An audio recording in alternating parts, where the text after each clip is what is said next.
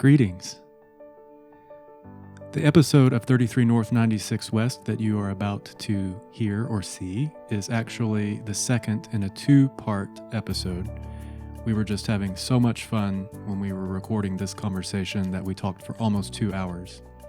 So, of course, you're welcome to just tune into this episode as a standalone, or if you would like, we recommend clicking back to the previous episode and listening to that one first so that you get the benefit of the full conversation. Okay, here we go. I'm suggesting this sort of childlike sense of wonder and awe about everything we see. Yeah. That feels so good. It's like you're opening up your field and then you're allowing the moment to be, and then allowing everything to tell you, like reteach you from a sort of blank, wonderful space. And we can do this with people too. And I know there have been some situations I've experienced in the past where like a circumstance or a situation was really hard. And so I'm traumatized by the experience. And I think there's not a human being alive that hasn't been traumatized. But part of our work here is to alchemize and transmute because we're responsible for our trauma as well. Mm-hmm. So like releasing the meaning and the attachments that people and circumstances and situations have held. And this takes a tremendous amount of gentleness. And I'm not saying that I've always been successful at it. I've been a little bit successful. But I think in terms of like the collective, there's tremendous benefit in releasing the meaning that things have held and just getting back to a pure, simple, loving awareness space. I think that's a Ram Dass. Someone asked him to define what he was, and he says, I am loving awareness. So maybe you can speak to that. I think one example that we talked about in the pre-production meeting is like, let's say you've had some spiritual experiences and you want to live your life kind of in an integrated state, and then you go to work the next day. How do you take that with you into a work environment or into a supermarket where you're like interacting with people who maybe are in a different spiritual space from where you are? Something that's been coming through as you speak, and you just led into it, so I'm not going to spend a great deal of time on it, but that's really wanting to come up, that's come up as of late for me a lot, is the difference between integration and embodiment. So when we're making these conscious choices of how we're going to navigate something, such as going to the grocery store, going to work, it comes, bringing that word perspective in again. I can have the perspective that this is horrible. I used to say this, and I don't recommend it because it becomes a belief, and it's a perspective that it can be very, sabotaging to you. But I had a particular job where I would literally say every day, I would spend hours every morning doing energy work just to be able to go to that job.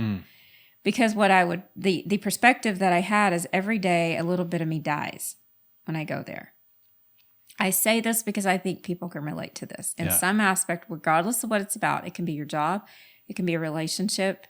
It can be your relationship with yourself. It can be with others. It can be your finances, your health and wellness. Everything we're talking about ripples into every aspect of your life. It's not separate. There is no separateness of it. So you can't say, oh, I'm going to be really abundant in my finances, but man, I've got all these health and wellness issues. It just doesn't, it's contrasting frequencies.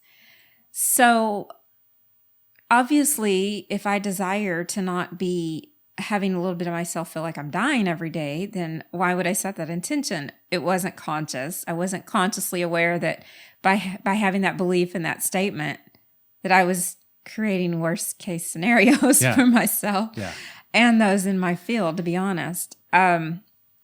So through all of that, I did a tremendous amount of work. And what I want to say that all of these things we talk about, there are much, I want to say deeper levels.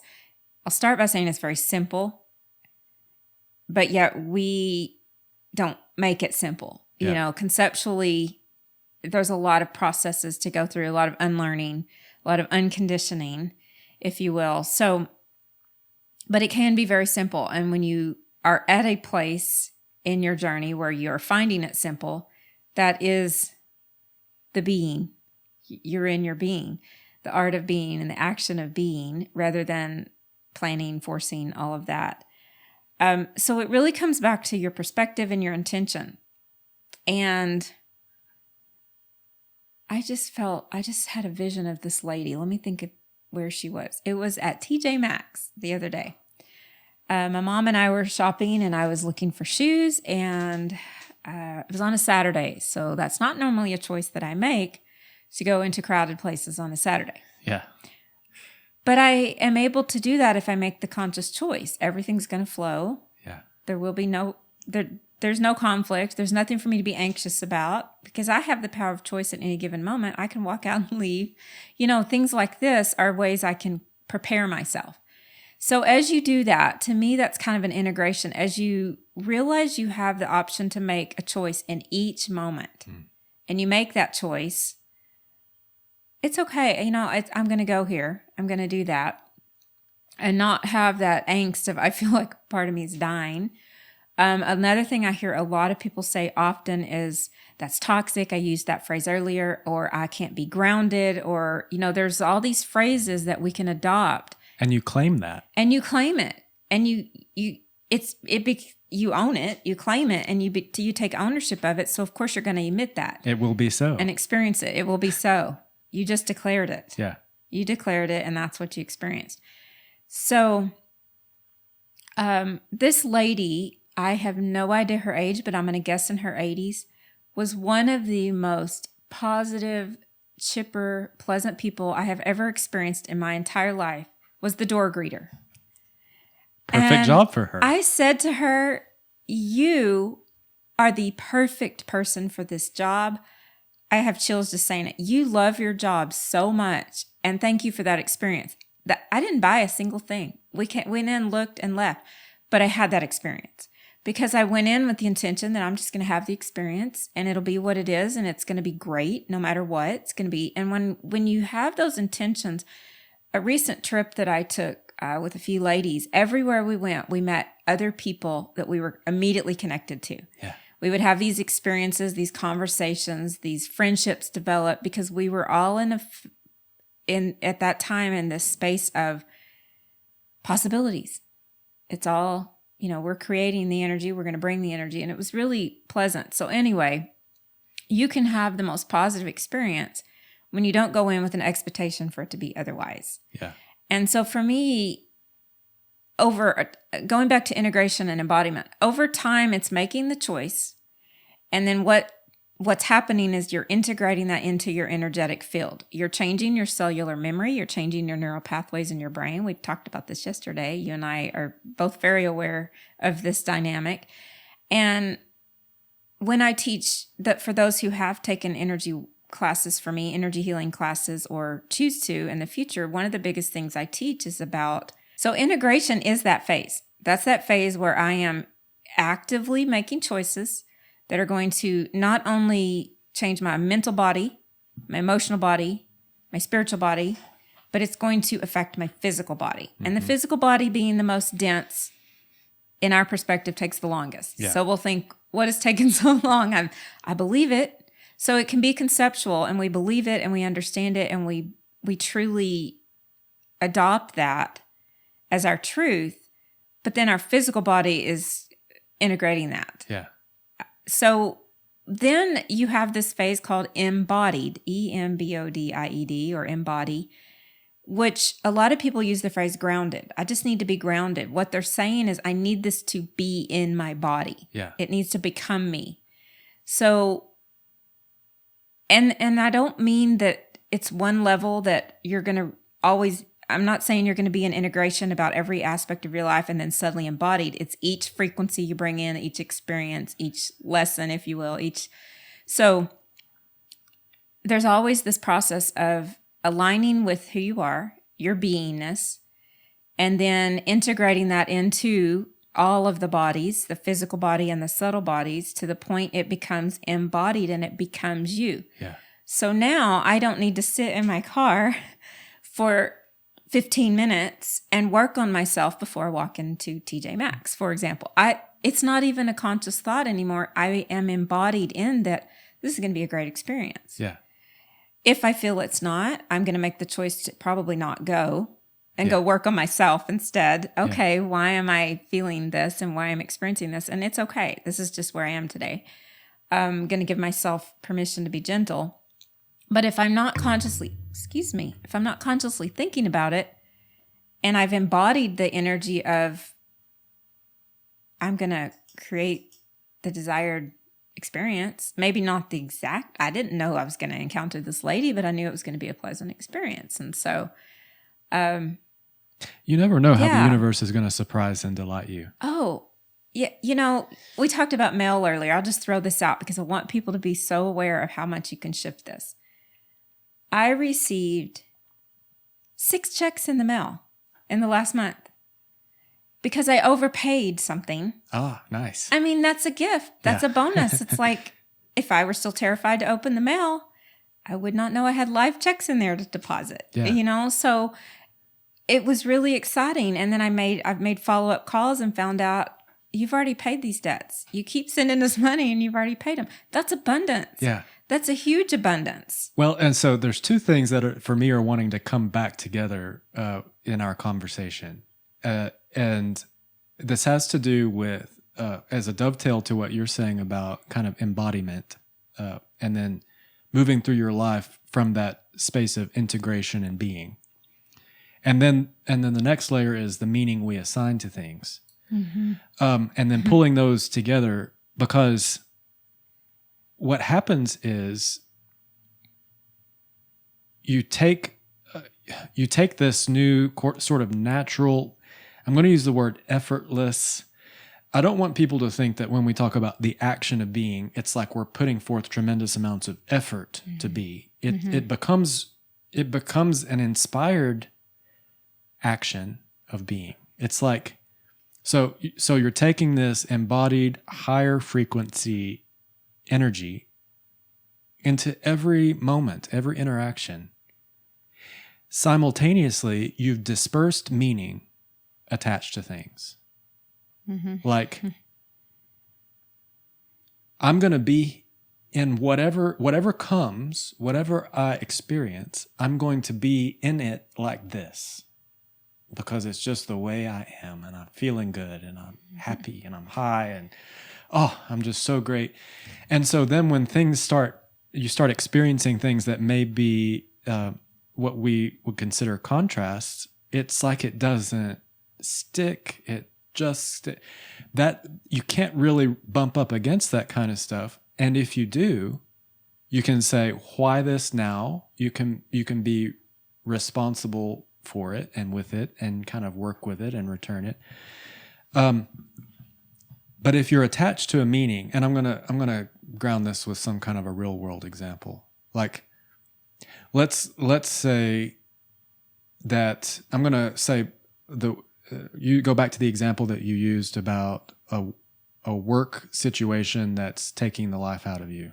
I don't remember. That's not exactly how you expressed it, but that's much more eloquent than than the belief I adopted. So I'm going to go ahead and venture to say that at a certain point in your experience of that, you may release your attachment to that particular job, to even the idea of earning money, like the fear of not knowing where the money's going to come from if you're not there.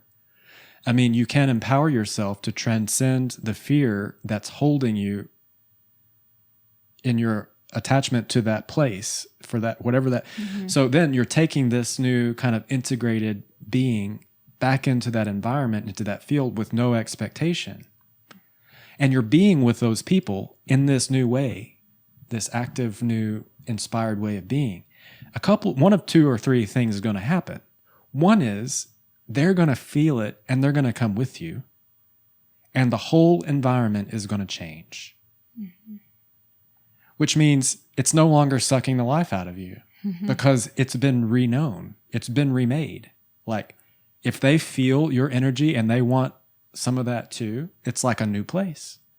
The second thing is they don't come along with you, but you've released your attachment to the whole place, the whole situation, the whole idea of going there to get the green paper. And so at a certain point, the whole thing just bounces off of you. Yeah.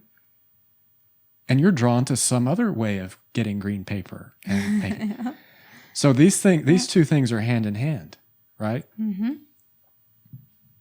The other thing I wanted to say, and this is really beautiful and fun to think about for me. Like you're talking about neural pathways and cellular memory. This is like real physics kind of stuff. Mm-hmm. Like we're talking about, I don't know if we've talked about this before. So I've read some research about what DNA is. And it's a phosphorus salt substance, at the micro level that actually is designed to attract light. Mm-hmm. So what we're talking about here is literally at the biophysical level. Like you're made of light. You have the capacity to hold and attract more light. And the mechanism that is determining how much light you attract and then how much light you can hold is you. Yeah. Yeah. And it does take a while to see physical transformation because this is the densest, as you said, the densest dimension. Yeah.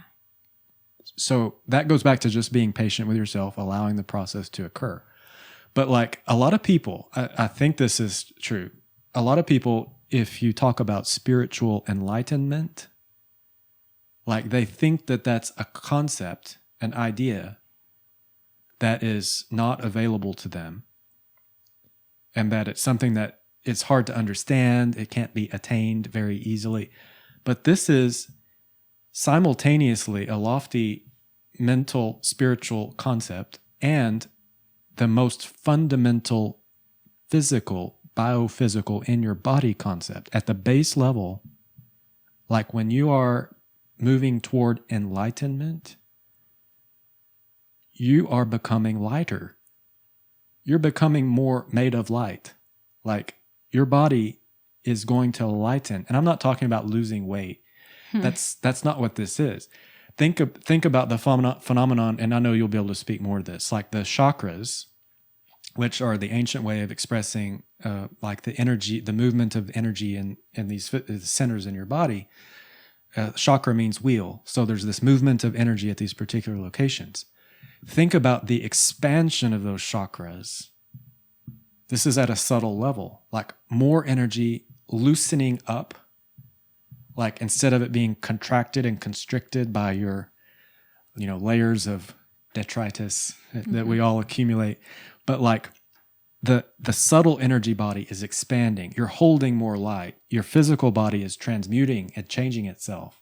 All this is real, biophysical, biochemical stuff.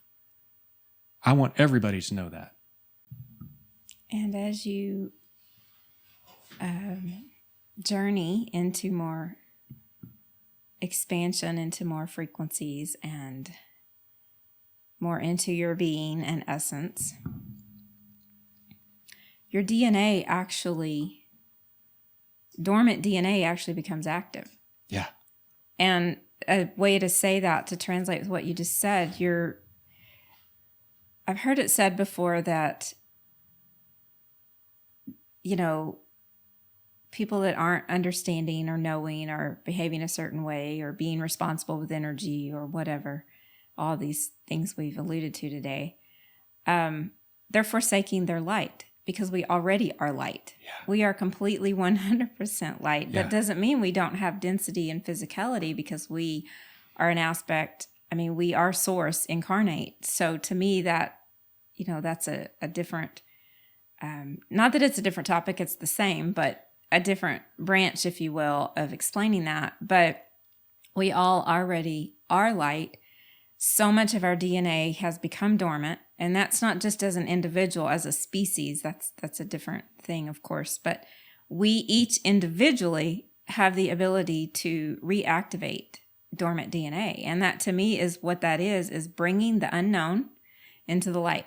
Yeah. So there's so many things that we are remembering as we expand consciousness. I call it remembering. A lot of people say, oh, I'm learning new things every day. And that's okay. There's nothing wrong with that phrase. I don't choose to use it because I kind of transcended from there's so much to learn, there's always so much to learn, to this is all already within me. It's remembering, reawakening that, reactivating that. So, yeah, it's not a contrast. That's why I just don't really have a resonance with the concept of everything has to be this or that, black or white, good or bad, right or wrong, because it all is source. Yeah. It's just a matter of the way I was wording it before is what do we remember and what do we embody? What do we allow the body to reflect, inner and outer, the light that we are. So I love that you talked about what DNA is, because yes, the body is a very intricate system, and this is physics, and so much of what we talk about that is labeled or categorized as esoteric. It's metaphysics. It's a form of physics. It's just not the physical physics, but it all exists, and it's all within and it's all without. And so I love that example was brought into the physicality, because I was referencing cellular memory, neural pathways. Neural pathways are the synapses, of course, in our brain that connect. And without the cell, the DNA is within the cell. And you could go into all the science and explain that, the biology, the physics, all of it, but it all comes down to it's not separate. And that's the whole thing is, so you were talking about being on a spiritual path or a spiritual journey or having a spiritual experience. When it becomes embodied, it's not separate. Yeah. You don't say, this was a confession I have in my previous chapters of life, where I would work so hard and diligent to separate my personal life and my professional life. And I see you nodding. Who cannot relate to that, right? Yeah. I thought, okay, as a person, I like to light candles, and sometimes I read these books about expanding consciousness and awareness, and I read about how to be personally more developed and grow and expand, and I go out in nature and talk to the trees and hug them, and I may have crystals. I mean, these are just some examples of what people would think, oh, okay, that's really woo-woo, or that's weird, or whatever. I would hide that from myself first and foremost. I'm hiding it from myself. So I'm going in with a different identity to a profession. We have all done this. Yeah. And there becomes a time where you say enough is enough. I am not going to be something or someone I'm not. Yeah. And to me, that is a part of that integration process, to the point you can't unknow, you can't unlearn. No. You cannot, so to speak, go backwards. And I don't usually use the word can't, because I'm very much about what you are, who you are, your essence. But again, to just put it in basic dualistic terms, it's all your perspective. If you think it needs to be separate, you're going to create a world that's separate, and it's going to be disjointed and disconnected. It's going to be very disconnected. So when you go into the grocery store, you're going to have all that anxiety. You're going to have all these beliefs that I need to protect myself. Yeah. I need to ground myself. I've got to shut everybody out. I walk into any place I go to now with a big smile on my face, and I say hi to everybody. And hi, how are you? And people's energy, I know you have this experience. People's energy changes instantly. Yeah. And I don't spend a lot of time and energy with them. I don't have a long conversation. I just give that energy and I move on. And then I'm having a great experience, and they're having a great experience. And the reality is, you don't even have to verbalize. No. They're feeling it at the subtle energetic levels, even if they don't even know it, and even if nothing ever comes out of your mouth. Yeah. And I've felt the difference. Oh, like yeah. with myself, like going into the store where I know I don't really want to be seen, and I'm going to pull my cap down low, and I'm going to, sneak in and out and hope I don't run into anybody. And then I felt the other side of the coin, where you're in that high flying place and you're feeling good and you're happy and you move in. And I felt the difference in how people react to me in that environment without ever even saying anything. Yeah. Yeah. I mean, I was one who back in the day would literally run up and down aisles to avoid people. I mean, I would do anything I could to be out of their energy. And what did I do? I created more of that. I'd run into more and more and more and more people whose energy I did not choose to be in. And then there came a point, I'm responsible. Yeah. I can change this energy on a dime. If I change me and my perspective, then it's automatically going to ripple out. Yes. And and they're not going to show up around the corner if I don't create it. I mean, that's kind of how it. Well, but even if they do, it will be okay. A different reaction, a different response, a different experience. It will be a totally different thing. Hi, how are you? It's been so long, and I don't have that attachment of a non-beneficial or non-desired experience. Right. Yeah. So I'm feeling two things. One is, I mean, you really hit beautifully on this idea, but we have so much in our field that's like inherited collective memory. And a lot of this DNA that you've referred to that's kind of dormant that we're turning on. Sometimes I've heard it referred to as junk DNA. Mm-hmm. I don't think there's any junk. Mm-hmm. There's all this, there are layers of collective stuff that's in our physical vessel when we're born. We're all wounded. We all have this. Because think about, the cells of your physical body when you're born were conditioned by your mother, the womb, your father, the food that they're eating, and that came from the ground, and the ground has memory. All these cells have memory. Your body's informed by all of that. And a lot of that can function, and then we add layers to it that function to inhibit the light. Yeah. But ultimately, we have the will. We may choose to deconstruct anything that is inhibiting our light. And another layer to this is that we can. I hope people feel how true this could be for them, but you can reprogram your cells and actually reprogram your conscious memory, like tell a different story of your past experience. Because the past doesn't exist. Like, the only thing that's existing right now is your retelling of an old story that you're bringing into this moment to perpetuate the conditioning of your cells in the way you were before. Yeah. The past doesn't exist, and you can recreate the memory of your past and start telling yourself a different story, and your physical body is responding to that. Yes. Like, this can happen individually, and as we do it individually, think about what's happening collectively. Yeah, absolutely. I don't really want to go down the side trail of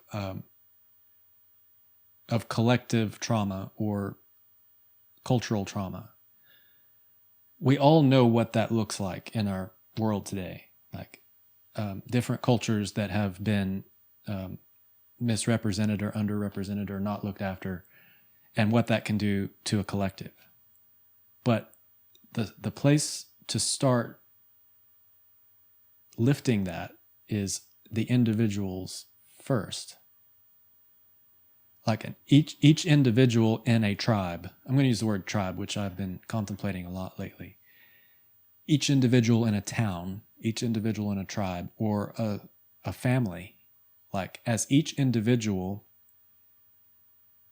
starts to retell the story of a traumatic past and recondition their programming, reprogram their DNA, lift their frequency, dismantle the structures that have inhibited their light, as each individual does it, then the collective is doing it.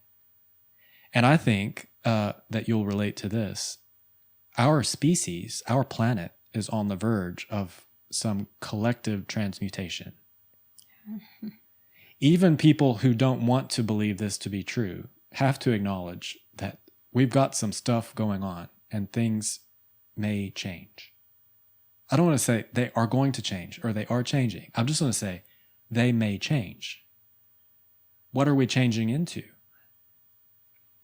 What do we want to be changing into? I mean, we are participatory to the change, and we may inform it. Yeah. And is there anyone excluded from this? No.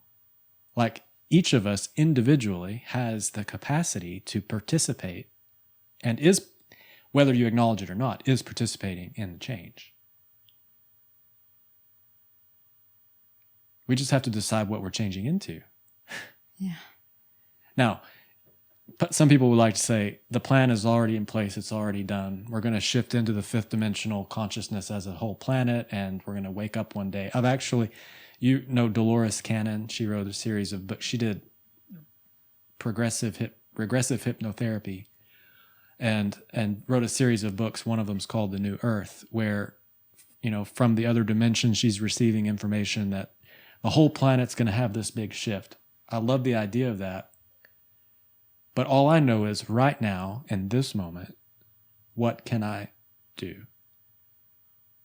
Right? Yeah. How can I be? What difference does it make if I be? These are kind of simple questions. We don't really have to know that the planet's about to make a collective shift into another dimension. It's fun to think about. But what you can know is right now, I can be however, whatever I wish. You asked a question earlier, and I'm trying to recall how you said it, but it's kind of like an invitation to the audience of how you would want to be. In other words, do you want to think in a manner that is uncomfortable to you, is not serving you, is not bringing you what you desire, or, you know, you have the choice to be in a state of being a conscious creator is the phrase that I use, but consciously, deliberately, purposefully, mindfully existing, living, being. And I think even though it can be a very complicated question, when one really dives in and goes into the layers of it, but overall, I think it's a very simple question, is really if we were to kind of start back at the beginning, if you will, of this conversation that we've had with ourselves, with each other, and so forth, is what is it you really desire? What is it you want to be? Who is it you want to be? How is it you want to be? You know, you do have complete, absolute free will and choice in that. And I'll say a phrase that I say to clients and students, which may or may not sit well with you, but I'm not speaking to you, Jared, but just in general to society, is there are no victims. The only victims that are out there are those who choose to be a victim.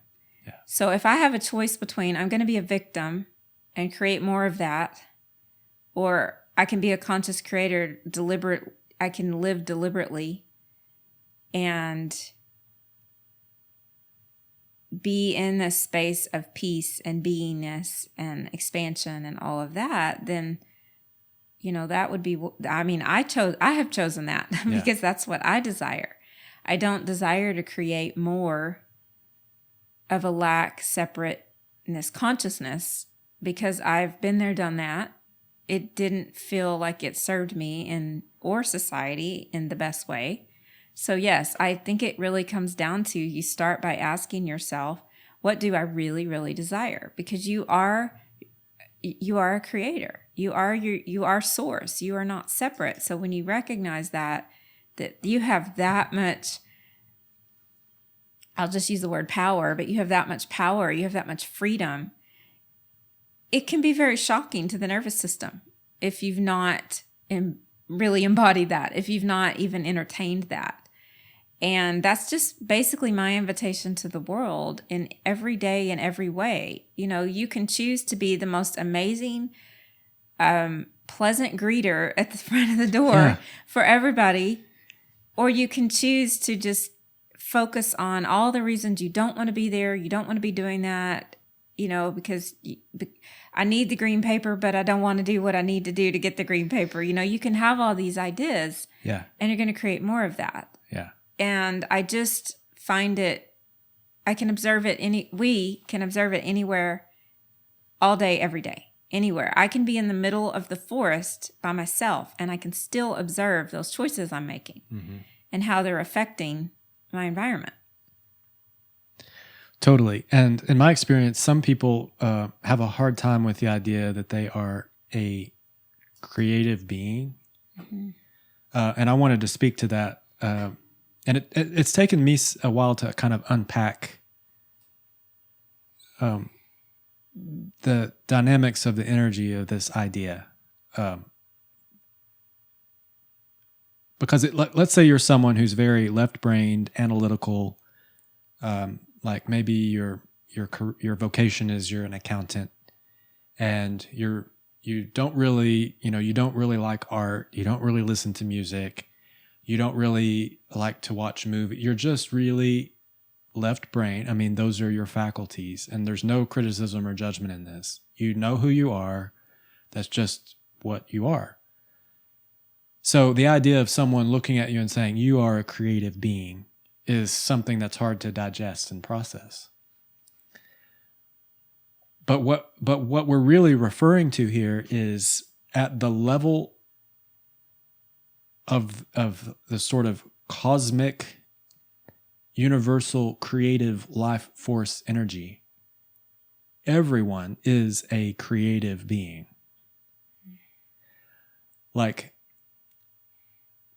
depending on whichever words feel appropriate to you, you can think about, and actually this is a recent contemplation I've been doing on the idea of the word in the Bible. In the beginning was the Word, and the Word was God. So the idea of the word, like when we think words in our Western culture, like words on a page, written words, you know. But think about the idea of word as energy. And the word is in action. It's the energy of the creator in action. Everything that is in creation started as an idea, and it became manifest as it became word in action, the energy of the creator. And there's that other phrase in the Bible, God moving over the face of the waters. I like the idea of this representing the water, representing the sound, because the universe is very acoustic, and the water representing, and God moving over. So the water is the sound wave, and God moving on the water is the energy moving on the wave. And think about that energy as the word. And now put it in your physical body, accountant. Before your incarnation, think about the idea that you plotted out an agreement for this lifetime. And you thought, I'm going to come in with a proclivity to use certain faculties in my brain. I'm going to be good at numbers. I'm going to do that. And everybody that comes into an incarnation, I think we believe, comes in with agreement for the lifetime, okay? So at that level, you're creative. And now, as you're moving through this life experience, the energy of the creator, or the energy of your source, or the energy of the first emanation of the Big Bang of the universe is still present, always present, with you in every cell of your body as you are here moving through your life, and whether or not you use the word, creating the circumstances of the life you're currently living. So this idea of conscious creator is just becoming aware that you can't not be a conscious creator. Every experience you have is a result of a choice that you've made. And you're always creating, regardless of whether you're consciously aware of how and what you're creating. So that just came in, strongly when you were saying that, because yes, I can create the scenario that opening the mail brings all kinds of snowball effects that I don't desire. I can create that. Even unconsciously, I can create that scenario. So I'm still creating an experience. But what I mean by conscious creator, what we mean, I believe, is that being aware of the choices that you have choice, and that you can make the choices that are the most optimal and aligned for you and your desired outcome, if you will, it's not even an outcome. It's just the desired frequencies and energy that you choose to be and emanate. But I think it's important sometimes for us to step back and say, well, I'm creating no matter what. And so when people don't realize that they're creators, you're creating your experience. You can either do it mindfully, or you can just go through the motions and do it and create. And then when you do that, you're continuing the patterns that are already out there. You're continuing those patterns. Yeah. This has been delicious, and I'm seeing that we are going on 1 hour and 24 minutes. So I think we can bring it into a focused, conscious conclusion. I would like to leave us with this, and then I'll pass it to you to close us out. In our current era, in our current age, we're all conditioned to move through our experience as though our brain is creating consciousness. And so many of us believe that when the brain dies, consciousness ends. But this is a fairly recent way of understanding our experience. In the past, we have understood differently. We understood that consciousness underlies everything. There's a conversation in contemporary philosophy. I can't remember the name of the author, but it's a book or a report called The Hard Problem of Consciousness.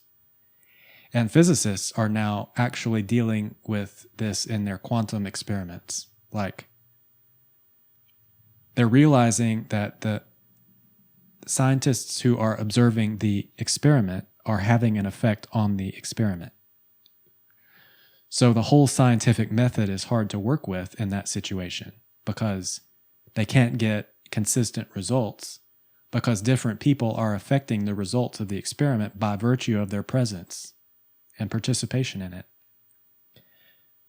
So I believe that we're moving into an age of synthesis where science and the idea of observing phenomenon and getting measurable scientific results is going to be blended with the spiritual understanding of the past.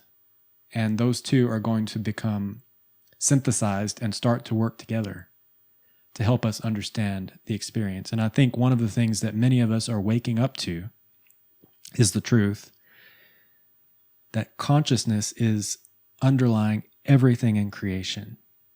Everything is energy, and you are participatory to everything that you see and experience. Everything that you see is a part of you and you are a part of it, and you can influence it. Now, before anybody gets into the idea of this being like a way to manipulate people into doing what you want, I don't think that's not what I'm talking about. Because they have to give you permission to do that, ultimately. You can lift up everybody and everything in your experience, but not if they don't want to be lifted. But for your part, you can still do the lifting. You don't have to have someone's permission to lift them, to send them love. This goes back to like love your enemy. I mean, there's so much wisdom in the past that's supporting what we're saying. But, okay, I'm going to dial this in. I just want to leave us with this for this episode, which is that consciousness underlies everything.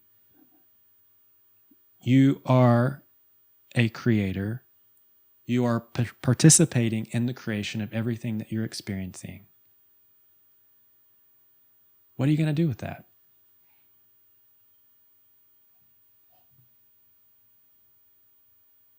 And I don't have anything to add because basically that's the question that I was also asking is, what are you going to do with that? It's a reminding that you have permission, but way beyond permission. It is your birthright, if you will. The real privilege of a lifetime. The real privilege of a lifetime to be consciously participatory in your experience. All right, Terri, thank you for being with me today. It was such a pleasure to be back in the studio, and thank you for being here with me today as well. Very good. We'll see y'all next time. Hi there. Terri and I are so grateful that you joined us for this episode of 33 North, 96 West. And we wanted to extend an invitation to you. If you enjoyed this content, if you found it inspiring or provocative or at least interesting, we would appreciate it if you would hit that like button and subscribe if you want to stay tuned for future content. And above all, please share with anyone, any friends or family that you feel may benefit from being a part of these kinds of conversations. Many blessings to you and love and light on your journey, and we'll look forward to seeing you next time.